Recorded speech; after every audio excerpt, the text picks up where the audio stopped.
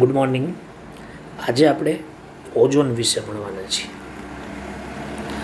તો પહેલું વિદ્યાર્થી મિત્રો કે ઓઝોન છે ને એ ઓક્સિજનનું એલોટ્રોપ છે, ઓક્સિજનનું અપરૂપ છે. બરાબર. હવે ઓક્સિજનના બંધારણ વિશે આપણે વાત કરવી છે.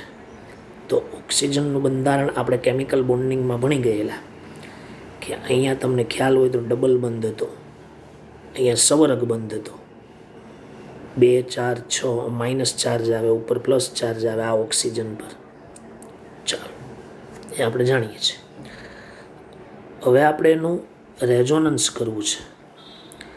તો આ પાઈબંધ અહીંયા આવશે, આ પાઈબંધ અહીંયા આવશે, બરાબર ને? તો આપણું બંધારણ શું બનશે? Oxygen single bond O 2 6. અહીંયા મળશે મને ડબલ બંધ O 2 અને 2 4. મેં અહીંયા ચાર્જ નથી દર્શે. ક્લિયર? ચાલો, હવે એનું હાઇબ્રિડ્સ બંધારણ આપણે દોરવું હોય તો હાઇબ્રિડ્સ બંધારણમાં કેવી રીતે દોરી શકાય? આ ઓક્સિજન બંનેમાં સિંગલ બંધ તો હતો જ, બેમાં ડબલ બંધ છે એટલે ડબલ બંધને આવી રીતના ડોટેડ લાઇનથી આપણે શું કરીએ છીએ? દર્શાવીએ છીએ. બરાબર. 2 4, પછી અહીંયા 2 4, અને એ લોન પેર તમે ન દર્શાવો તો પણ ચાલશે, કોઈ પ્રશ્ન નથી. બરાબર. હવે ખાસ એમાં હું તમને એમ કહું છું કે ઓઝોન છે ને વિદ્યાર્થી મિત્રો, એ ઓઝોનમાં બંને ઓક્સિજન જે બંધ લંબાઈ છે ને એ જુદી હોવી જોઈતી હતી, પણ રેઝોનન્સને કારણે બંધ લંબાઈ સમાન છે. બરાબર. બંધ લંબાઈ કેવી છે? સમાન. અને એનું કારણ શું? સંસ્પંદન, equal resonating structure. Just for your knowledge, 128 picometer આ બંનેની બંધ લંબાઈ છે.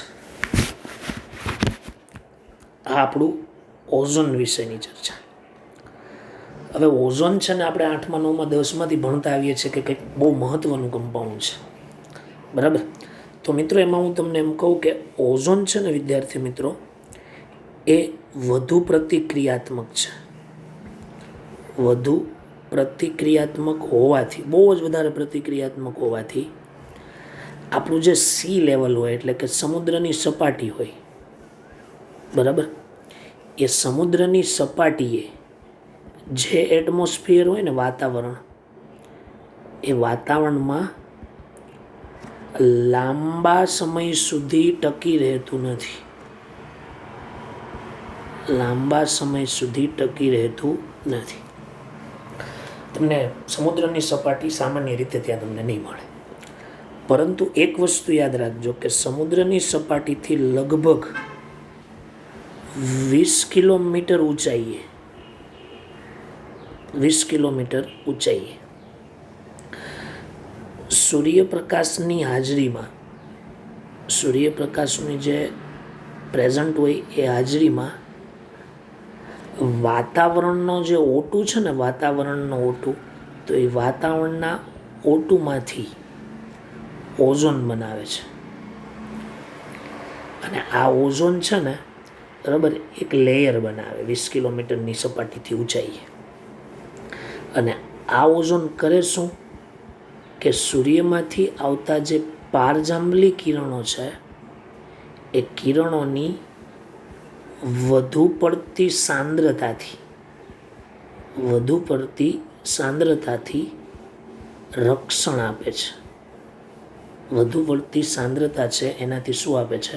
રક્ષણ આપે છે. તો આ વિદ્યાર્થી મિત્રો એક ઓઝોન માટેની મેં તમને બેનિફિટવાળી વાત કરી. એમ એના ગેરફાયદા પણ છે, પણ એ હું તમને પછી કહું. ચાલો, હવે આપણે શરૂ કરીએ છીએ પ્રિપેરેશન.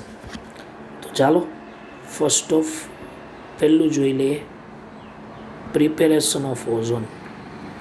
ઓઝોનની બનાવટ એક જ બનાવટ છે, બધી બુકોમાં એક જ છે, એટલે બહુ ટેન્શન લેવું નહીં. બરાબર. ચાલો, પહેલી બનાવટથી આપણે શરૂ કરીએ. તો પહેલી બનાવટમાં કઈ રીતે આપણે બનાવટ કરીશું? તો મિત્રો તમારે શું કરવાનું? ઓક્સિજન લેવાનો. અને એ ઓક્સિજનનો સૂકો પ્રવાહ, એટલે સૂકો ઓક્સિજન લેવાનો, બરાબર, ઓક્સિજનનો સૂકો પ્રવાહ. આ સૂકા પ્રવાહને યાદ રાખજો ધ્વનિવિહીન વિદ્યુત ભારમાંથી પસાર કરવો. સાયલન્ટ ઇલેક્ટ્રિકલ ડિસ્ચાર્જ ટ્યુબ આવે, એક ફિઝિક્સમાં આવે છે, બરાબર. એ વિદ્યુત ભારમાંથી તમારે આ ઓક્સિજનને પસાર કરવો.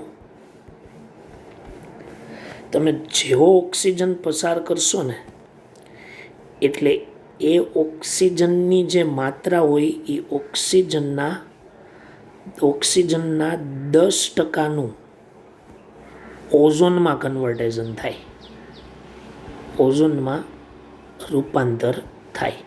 બાકી બધો 90% ઓક્સિજન જ હોય. ઓક્સિજનનું 10% ઓઝોનમાં રૂપાંતર થાય, બરાબર. હવે આજે ઓઝોનનું રૂપાંતર, ઓટોનું ઓઝોનમાં રૂપાંતર થયું, એ જે મળતી નિપજ છે ને એ નિપજમાં 90% O2 અને 10% O3 હોય. તો એ મળતી નિપજને ઓઝોનયુક્ત નિપજ અથવા ઓઝોનીકૃત નિપજ કહે છે, અથવા ઓઝોનીકૃત ઓક્સિજન કહે છે. ચાલો, ઓઝોનીકૃત ઓક્સિજન કહે છે. તમને પૂછે what is the mean of ઓઝોનીકૃત ઓક્સિજન, તો you can say that oxygen is 90% and ozone in 10%. બરાબર, કેમ કે એમાં ઓક્સિજનની માત્રા વધારે છે, અંદર ઓઝોન છે, એટલે એને નામ આપ્યું છે ઓઝોનીકૃત ઓક્સિજન. બરાબર, આ બહુ એકદમ સિમ્પલ બનાવટ છે. ક્લિયર? તો મગજમાં રાખો. ચાલો, એનું આપણે ઇક્વેશન પણ જોઈ લઈએ. O2 માંથી O3 બને છે, અને O3 બને છે ને વિદ્યાર્થી મિત્રો, ત્યારે એની જે ફોર્મેશન એન્થાલ્પી છે, બરાબર, 298 કેલ્વિને, બરાબર, અને એ છે 142 કિલોજૂલ પર મોલ. ચાલો, અહીંયા 3 વડે ગુણવું પડશે ને અહીંયા 2 વડે ગુણવું પડશે. ચાલો, ક્લિયર? બરાબર. હવે આ જે વસ્તુ છે ને એની થોડીક હું તમને અહીંયા ડિસ્ક્રિપ્શનવાળી વાત કરું કે આમાં શું છે. મિત્રો, એક વસ્તુ તમે જોઈ હશે કે આ જે મૂલ્ય છે ને એ પ્લસ છે. એટલે ફર્સ્ટ હું તમને એમ કહું છું કે O2નું ઓઝોનમાં રૂપાંતર થવાની પ્રક્રિયા એ ઉષ્મા શોષક પ્રક્રિયા છે. વિદ્યાર્થી મિત્રો, પોઈન્ટ બી નોટેડ, ઉષ્મા શોષક પ્રક્રિયા છે. ક્લિયર? બીજી એક વાત સાંભળજો કે અહીંયા જે આ O3 બને છે ને એ O3 બહુ અનસ્ટેબલ હોય, અને અનસ્ટેબલ હોવાને કારણે તરત જ એનું વિઘટન થઈ જાય. તો હવે આપણે ઓઝોન બનાવવો છે અને એનું વિઘટન થઈ જાય તો પછી ઓઝોન મળે કેવી રીતના? એટલા માટે વિદ્યાર્થીઓ ઓઝોનનું વિઘટન અટકાવવું જરૂરી છે. અને એ વિઘટન અટકાવવા માટે, બરાબર, આ સાયલેન્ટ ઇલેક્ટ્રિકલ ડિસ્ચાર્જ ટ્યુબનો ઉપયોગ થાય. બરાબર, એટલે કે ધ્વનિહીન વિદ્યુત ભારનો ઉપયોગ કરવામાં આવે છે, અથવા એનો ઉપયોગ જરૂરી છે. બરાબર, બાકી વિઘટન તો O2નું થઈ જાય, પણ આ O3નું વિઘટન પછી થાય નહીં ને એ અટકાવવા માટે ધ્વનિહીન વિદ્યુત ભારનો ઉપયોગ જરૂરી છે. બરાબર, MCQ હું આને કહી શકું, પૂછી શકાય, એટલે આ થોડું ધ્યાનમાં લેવું. ચાલો, હવે બીજી વસ્તુ કે આ પદ્ધતિથી છે ને વિદ્યાર્થી મિત્રો 10% જેટલો જ ઓઝોન મળે. એટલે હું તમને એમ કહું છું કે જો ઓઝોનની સાંદ્રતા, બરાબર, 10%થી વધુ જરૂરી હોય તો છે ને પછી એના માટેનું સ્પેશિયલ સાધન છે, અને એ સાધનનું નામ છે ઓઝોનાઇઝર. ઘણા બધા પ્રકારના ઓઝોનાઇઝર, અને આ ઓઝોનાઇઝરની બેટરી વપરાય છે. આ બેટરી છે એક પ્રકારની, એનાથી વિઘટન થાય O2 અને એમાંથી O3 બને છે. આ બહુ મહત્ત્વની વસ્તુ છે. ઓકે, 10% સુધી આપણને ઇઝીલી મળી જશે. 10% સીધું 10% સુધી આપણને ઇઝીલી મળી જાય, પણ એનાથી વધારે મેળવવું હોય ને ત્યારે આવી બેટરીનો ઉપયોગ કરવો પડે. બીજી એક વાત કરું, એ પણ સમજો કે દાખલા તરીકે આપણી પાસે આ શુદ્ધ ઓઝોન છે, આમાં ઓઝોન, એ ઓઝોનનો સંગ્રહ કરવો હોય ને તો એની આજુબાજુ છે ને આવી રીતની એક બોટલ રાખે, પેકિંગ હોય, અને એમાં છે ને પ્રવાહી O2 ધરાવતા પાત્રમાં રાખવામાં આવે. એની આજુબાજુ પ્રવાહી O2 ધરાવતું શું હોય છે? પાત્ર. એટલે એનું વિઘટન ન થાય, નકર O3નું વિઘટન થઈ જાય છે. ક્લિયર? તો આ છે પ્રિપેરેશન ઓફ ઓઝોન. બરાબર છે? ચાલો, હવે પછી વિદ્યાર્થી મિત્રો આપણે આગળ વધવાના છીએ એની પ્રોપર્ટીઝ તરફ. તો એ છે એના ગુણધર્મો. ચાલો શરૂ કરીએ. First of physical property, that means ભૌતિક ગુણધર્મ. ઓકે, ચાલો એમાં પહેલું આપણે વિદ્યાર્થી મિત્રો શુદ્ધ O3 છે ને, શુદ્ધ O3 બરાબર, એ જો ગેસ ફોર્મમાં હોય ને, ગેસ ફોર્મમાં તો આછો વાદળી રંગ બતાવે. જો લિક્વિડ ફોર્મમાં હોય ને વિદ્યાર્થી મિત્રો તો બહુ થોડું ડાર્ક થઈ જાય, ઘેરું વાદળી. અને જો સોલિડ સ્વરૂપમાં ઓઝોન હોય ને તો જાંબલી કાળો ઘન પદાર્થ હોય. ખાસ ધ્યાનમાં રાખવાનું કેમ છે, કેમ શું પૂછવાનું છે. બરાબર? ચાલો બીજી ચર્ચા કે O3 છે ને વિદ્યાર્થી મિત્રો, એની પાસે એક પર્ટિક્યુલર સ્મેલ છે, લાક્ષણિક વાસ. એટલે એવી કોઈ સ્મેલનું નામ નથી, કડવી બદામ જેવી કે એસિટોન જેવી, એવી કોઈ નામ નહીં, પણ એ એકવાર સૂંઘેલું હોય તમે અને તમારા સંપર્કમાં ફરીથી આવે ને તમને ખબર પડી જાય, એટલે લાક્ષણિક વાસ ધરાવે છે. બરાબર? બીજી એક વાત એ પણ સમજો કે ઓઝોનની કન્સન્ટ્રેશન ઓછી હોય, ઓછી સાંદ્રતા હોય, તો એ ઓછી સાંદ્રતા ધરાવતો ઓઝોન વિદ્યાર્થી મિત્રો હાનિકારક નથી. પણ વેરી મોસ્ટ IMP MCQ કે જો ઓઝોનની સાંદ્રતા 100 ppmથી વધુ હોય, ppmથી વધુ હોય તો વિદ્યાર્થી મિત્રો 100% શ્વાસ લેવામાં તકલીફ પડે છે. શ્વાસ લેવામાં તકલીફ પડે છે. અને એનાથી શું થાય? તો એનાથી એક તો પહેલાં છે ને થોડો માથાનો દુખાવો થાય, એ તો આમે બધાને થતો જ હોય છે. અને બીજું ઉબકા આવવા, એટલે ઉબકા આવવા જેવી અસરો થાય. બરાબર? અસરો જોવા મળે છે. તો આમે તમને એની એકદમ સિમ્પલ ફિઝિકલ પ્રોપર્ટી કીધી. અહીંયા ને અહીંયા યાદ રખાય, વાયુ સ્વરૂપમાં હોય તો આછો વાદળી હોય, પ્રવાહી સ્વરૂપમાં હોય તો ઘેરો વાદળી હોય, ઘન સ્વરૂપમાં હોય તો જાંબલી કાળો હોય. એની પાસે પર્ટિક્યુલર લાક્ષણિક વાસ છે. એમાં 100 ppm કરતાં જો વધારે માત્રા હોય ને તો જ પ્રોબ્લેમ થાય, બાકી એ નુકસાનકારક નથી. ચાલો ક્લિયર? આ એના ભૌતિક ગુણધર્મો. ચાલો વિદ્યાર્થી મિત્રો, હવે જે મેઇન પોર્શન છે એ શરૂ કરું છું. એ છે એની કેમિકલ પ્રોપર્ટી. બરાબર? ચાલો ઓકે. હવે કેવી રીતે છે તો એમાં પહેલાં છે ને મારે તમને ઓઝોન સ્થિર છે કે અસ્થિર છે ને એના વિશે સમજાવું. જો કે મેં આગળ વાત કરી દીધી છે કે ઓઝોન છે એ સ્વભાવે કેવું છે? અસ્થિર છે. બરાબર ને? પણ આપણે હવે સાબિત કરવું છે કે કેમ એવું છે. તો વિદ્યાર્થી મિત્રો બરાબર સમજો કે ઓઝોન છે ને, ઓઝોન એ થર્મોડાયનેમિકલી ઉષ્માગતિકીય રીતે O2ની સરખામણીમાં, એલોટ્રોપ છે એટલે એની સાથે જ કમ્પેર કરીએ, O2ની સરખામણીમાં અનસ્ટેબલ છે. O2ની સરખામણીમાં કેવું હોય છે? અસ્થાયી હોય છે. શું કામ આવું? તો એ હું તમને સમજાવું કે O3માંથી O2માં વિઘટન થાય. એ પ્રક્રિયા છે ને વિદ્યાર્થી મિત્રો ઉષ્માક્ષેપક પ્રક્રિયા છે. તો તમને આગળ પણ મેં સમજાવ્યું, O2માંથી O3ની પ્રક્રિયામાં delta H is equal to +142 છે. તો પછી રિવર્સ ઇક્વેશનને જો ઉલટાવી નાખો વિદ્યાર્થી મિત્રો તો પછી પ્લસનું માઇનસ થઈ જાય. તો ડેલ્ટા એચ નેગેટિવ છે. અને બીજું, O3માંથી O2માં રૂપાંતર થાય છે. સમજવાનો પ્રયત્ન કરજો, બરાબર, પ્રેક્ટિકલી છે, બરાબર, કે એવા સમયે ડેલ્ટા એસનું મૂલ્ય પોઝિટિવ છે. ધેટ મીન્સ એન્ટ્રોપી વધે છે, બરાબર. એન્ટ્રોપી કેવી થાય છે? વધે છે. અને મિત્રો O3માંથી O2 બને છે ત્યારે આ બંને અસરથી, બરાબર, બંને અસરથી O3માંથી O2માં રૂપાંતર થાય ત્યારે ડેલ્ટા ઝીનું મૂલ્ય નેગેટિવ હોય છે. એટલે પ્રક્રિયા આપમેળે થાય,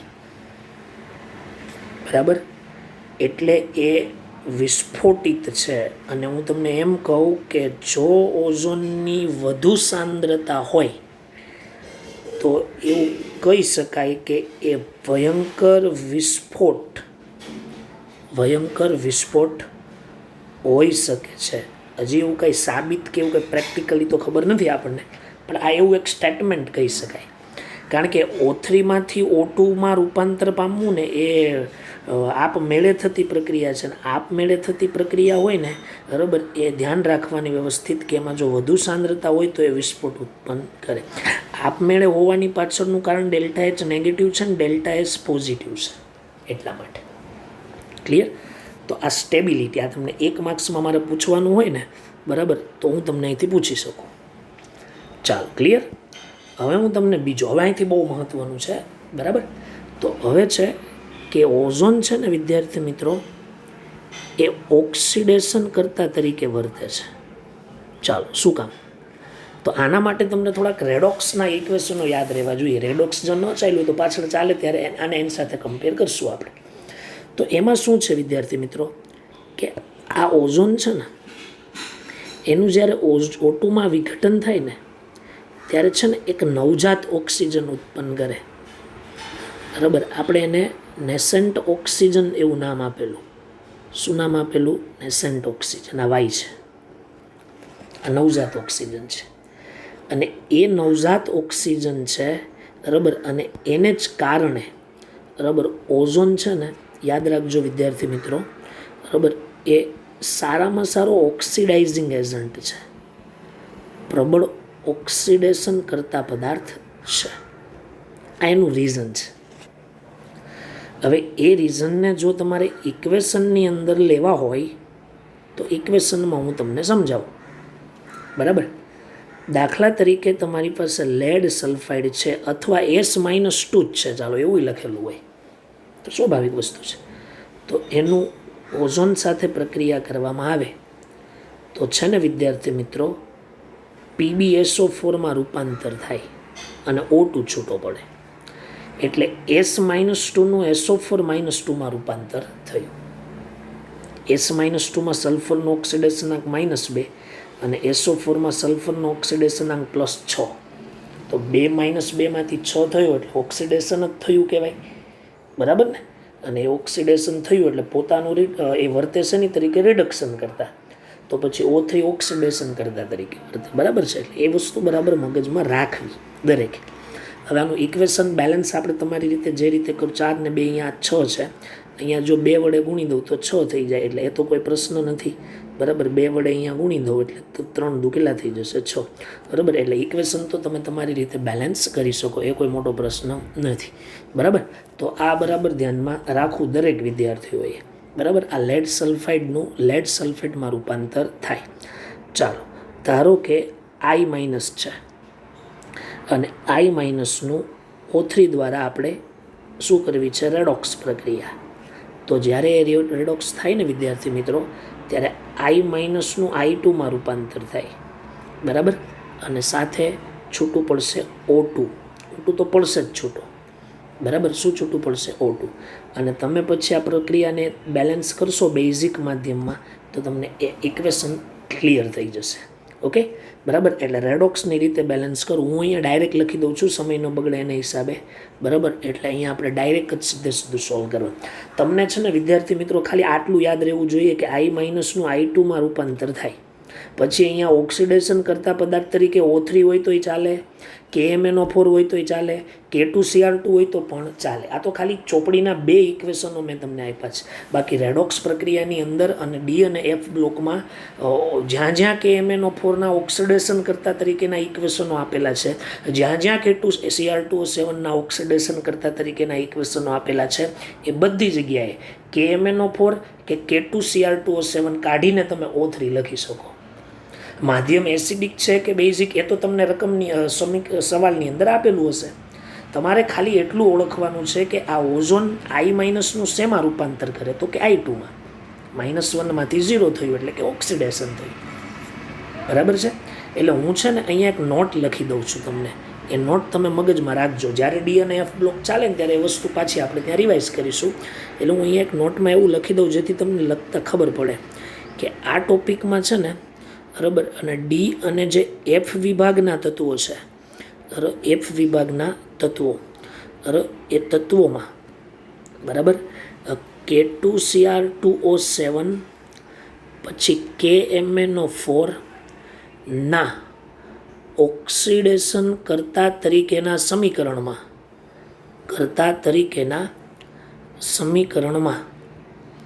બરાબર, K2Cr2O7 અથવા KMnO4 ને બદલે O3 લખી શકાય છે.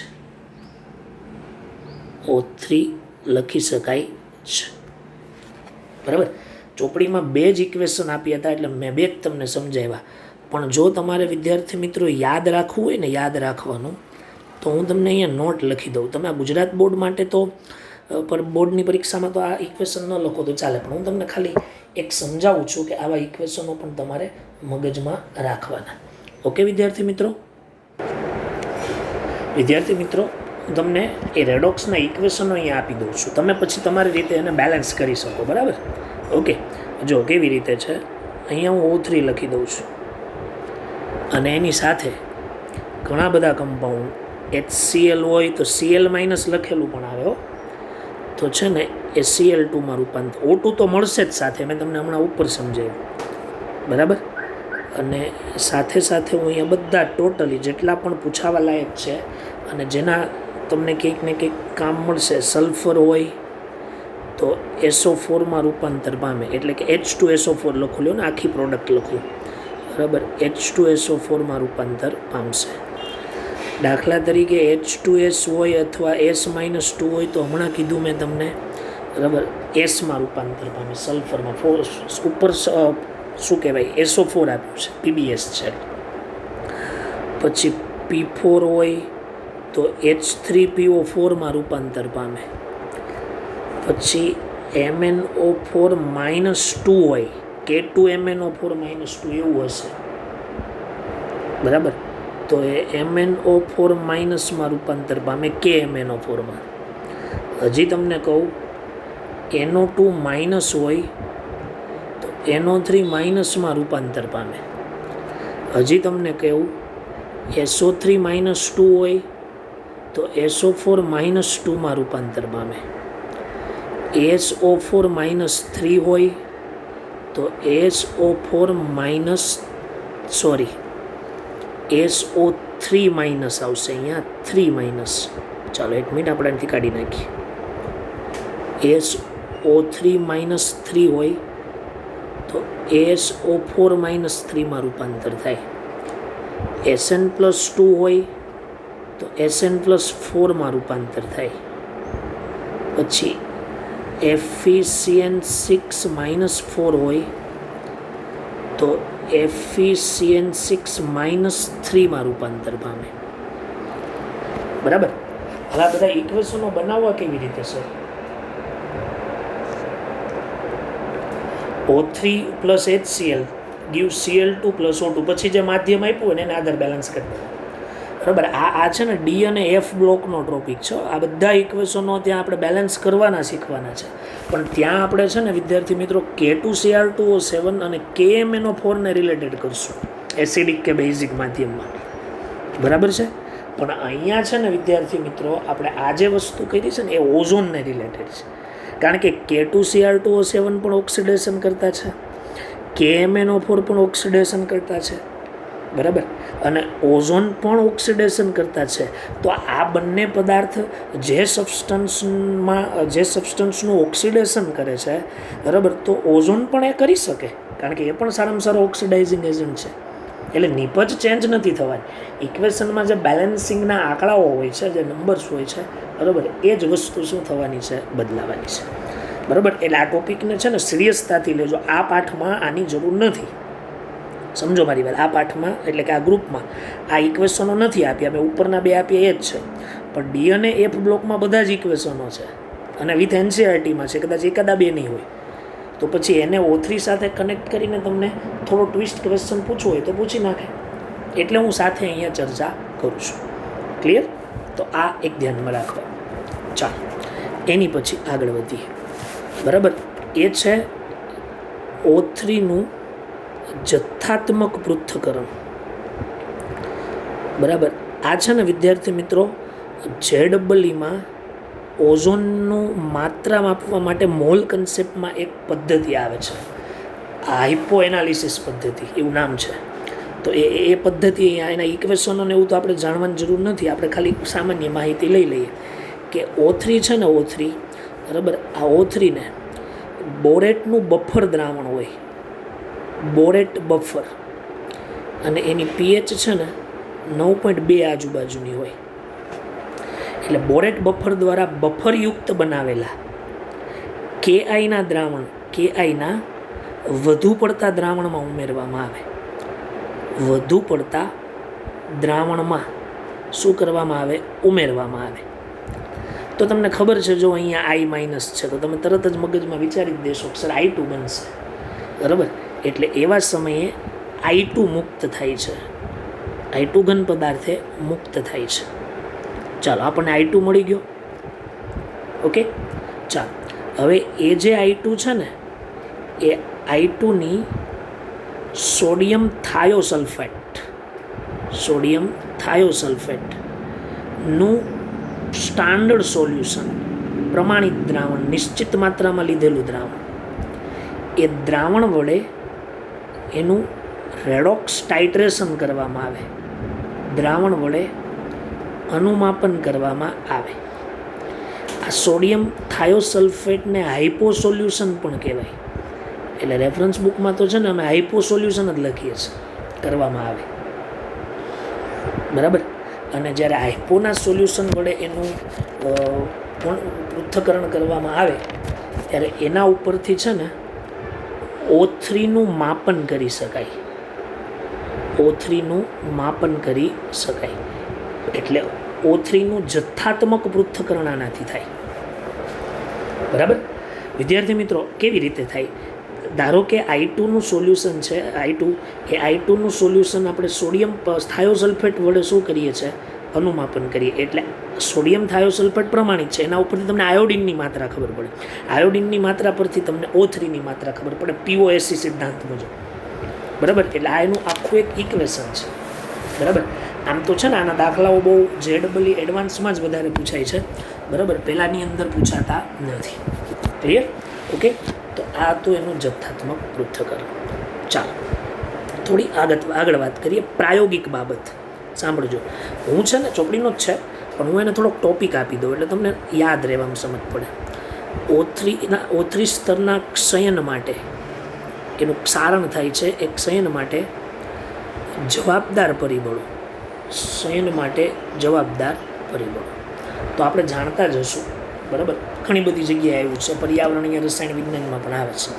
તો એમાં હું તમને એમ કહું કે O3 છે ને વિદ્યાર્થી મિત્રો, O3 એ નાઇટ્રિક ઓક્સાઇડ સાથે બહુ ઝડપથી પ્રક્રિયા કરે. નાઇટ્રિક ઓક્સાઇડ એટલે કે નાઇટ્રોજનનો ઓક્સાઇડ છે, નાઇટ્રોજનના ઓક્સાઇડમાં નાઇટ્રિક ઓક્સાઇડ સાથે અતિ ઝડપી પ્રક્રિયા કરે છે. અથવા અતિ ઝડપી સંયોજાય છે. આ એક તમને મેં રિએક્શન કીધી, બરાબર. એટલે થાય શું કે જે આપણું પેલું શું કહેવાય, અવકાશમાં જવા માટેનું જે સુપરસોનિક જેટ વિમાન હોય ને, બરાબર, એ જેટ વિમાનના પાછળના ભાગમાંથી ચોપડીમાં નિર્ગમન તંત્ર લખ્યું છે, કોઈને બાયોલોજી યાદ આવી જાય એટલે હું નોઝલ શબ્દ વાપરું છું. એ નોઝલમાંથી ઉત્સર્જિત થતો એટલે કે બહાર નીકળતો વાયુ જે છે એ વાયુમાં છે ને વિદ્યાર્થી મિત્રો નાઇટ્રિક ઓક્સાઇડ હોય છે. શું હોય છે? Nitric oxide. વાયુ એની અંદરથી કેવો નીકળે છે? બહાર. બરાબર. હવે સુપરસોનિક જેટ વિમાન તો 20 કિલોમીટરથી ઉપર જ હોય. એટલે આ નાઇટ્રિક ઓક્સાઇડ વાયુ છે એ સમજો કે વાતાવરણના ઉપરના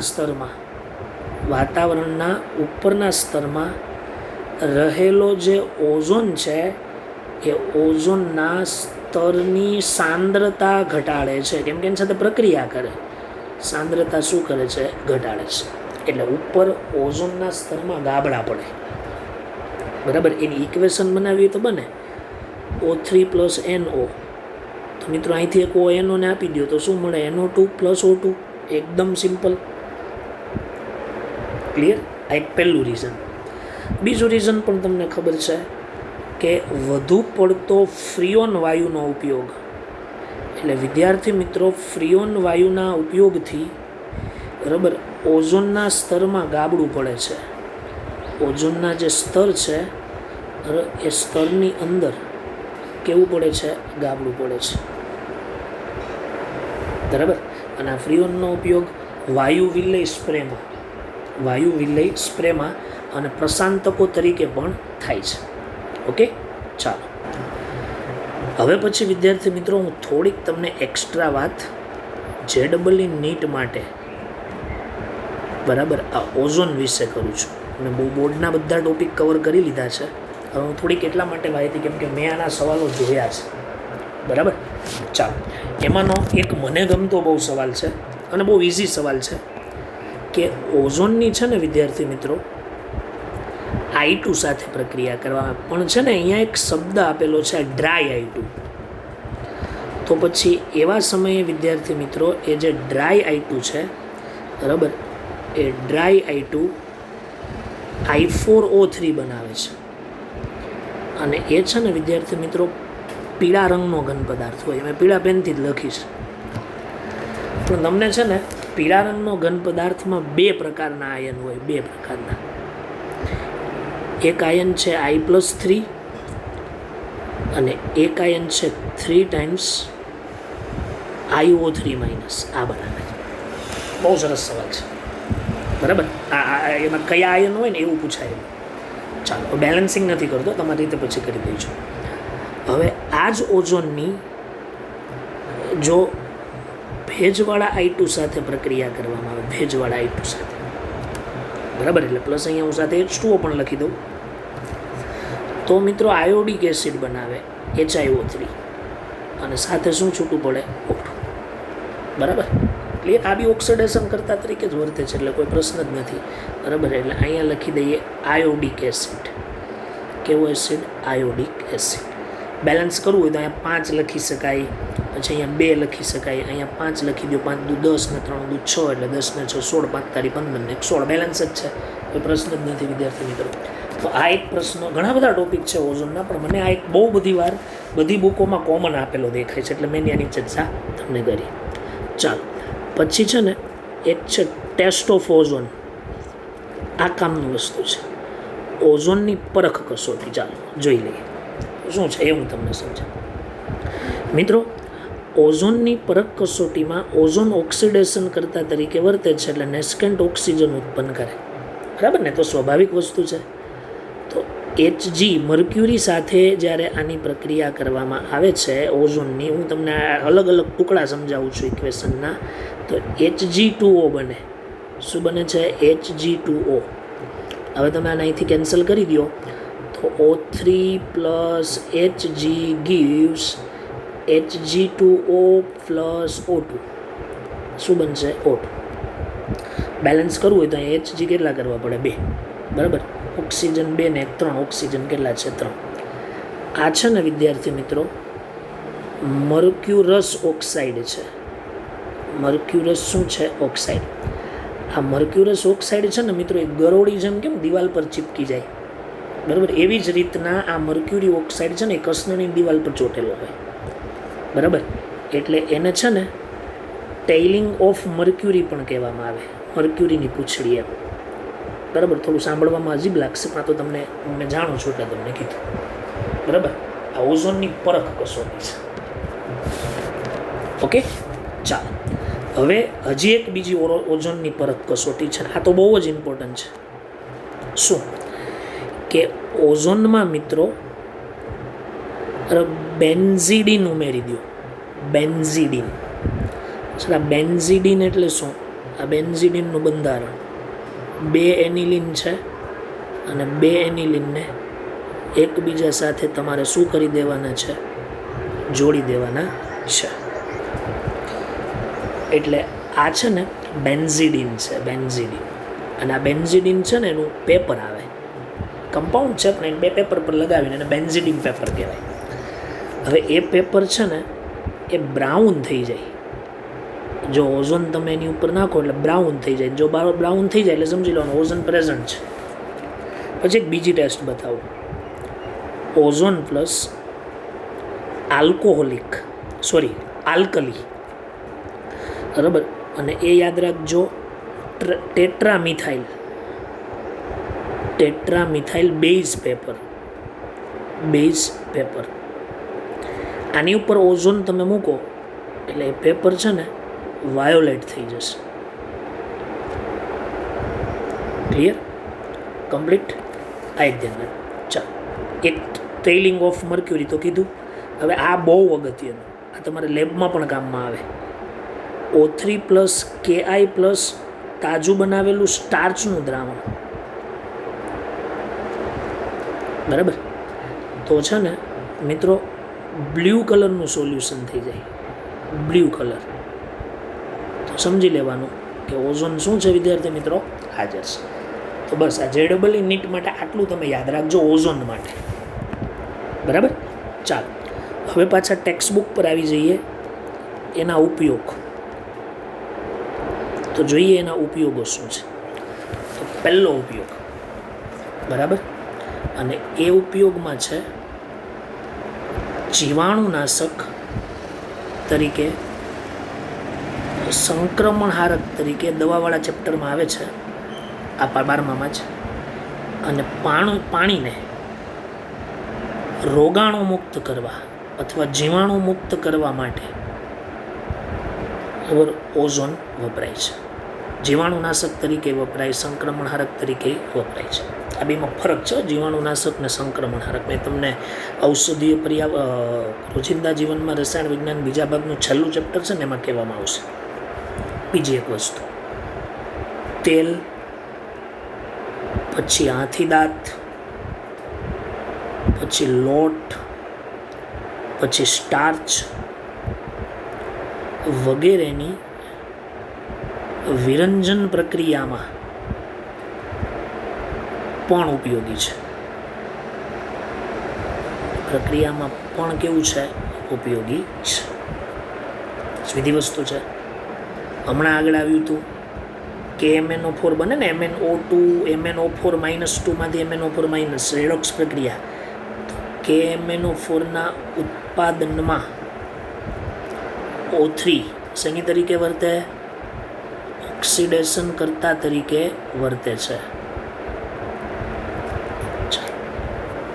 તો તમને કદાચ પ્રશ્ન હશે તો હું તમને સાથે જ સમજાવી દઉં. વિરંજન એટલે શું? એક બહુ સાદી ઉદાહરણ છે એકદમ. વિરંજન એટલે આમ બ્લીચિંગ કહેવાય. પણ એ કેવી રીતે?